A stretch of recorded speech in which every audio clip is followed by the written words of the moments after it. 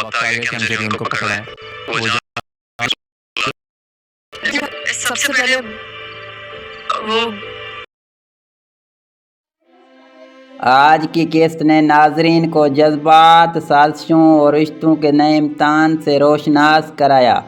हर मंजर अपने अंदर एक नई कहानी समोए हुए था और हर मकलमा दिल पर गहरा असर छोड़ गया।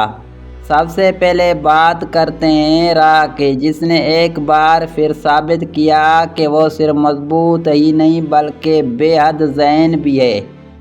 सेफ हाउस में वापस आकर उसने न सिर्फ अपना हक लिया बल्कि आसिया को ये भी जिता दिया कि अब वो पहले वाली कमज़ोर लड़की नहीं रही। उसके इत्मीनान भरे अंदाज ने नाजरीन के दिल जीत लिए। दूसरी जानिब आसिया की बेचैनी और गुस्सा वाज़े कर रहा था कि राह की वापसी के लिए किसी तूफ़ान से कम नहीं।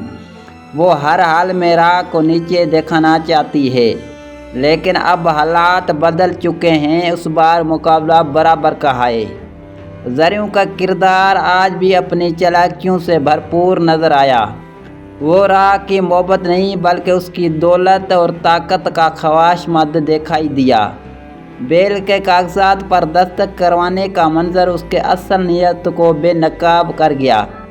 उधर बतूल के दिल की कैफियत भी नायत खूबसूरती से दिखाई गई। ज़रियों की हकीकत जानने के बाद उसका हाथ टूट जाना फितरी था, लेकिन अरमान की मौजूदगी उसके लिए एक नई उम्मीद बन रही है।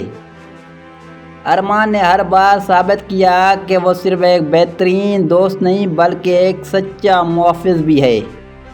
शाज़ीन का राह से मोहब्बत का इज़हार किस्त का सबसे दिल छू लेने वाला लम्हा था, मगर राह ने दोस्ती को मोहब्बत पर तरजीह देकर एक पुख्ता और समझदार फैसला किया। उस मंजर ने दोस्ती की असल अहमियत को उजागर किया। आखिर में अरमान का राह से अपनी मोहब्बत का इज़हार किस्त का सबसे बड़ा सरप्राइज़ था। सिर्फ तुम ही मेरी खुशी हो, राह ये अल्फाज नाजरीन के दिलों में घर कर गए। अब देखना ये है कि क्या राह अरमान की मोहब्बत को कबूल करेगी या ज़रियों की चालें एक नई तबाही लाएगी। मजमूई तौर पर यह किस्सा जज्बात, मोहब्बत, इंतकाम और हैरत से भरपूर थी। आने वाली किस्त में कहानी मज़ीद दिलचस्प होने वाली है। आपको ये आज की किस्त कैसी लगी? क्या राह को अरमान का साथ कबूल कर लेना चाहिए? अपने राय कमेंट में ज़रूर बताएं। Thank you.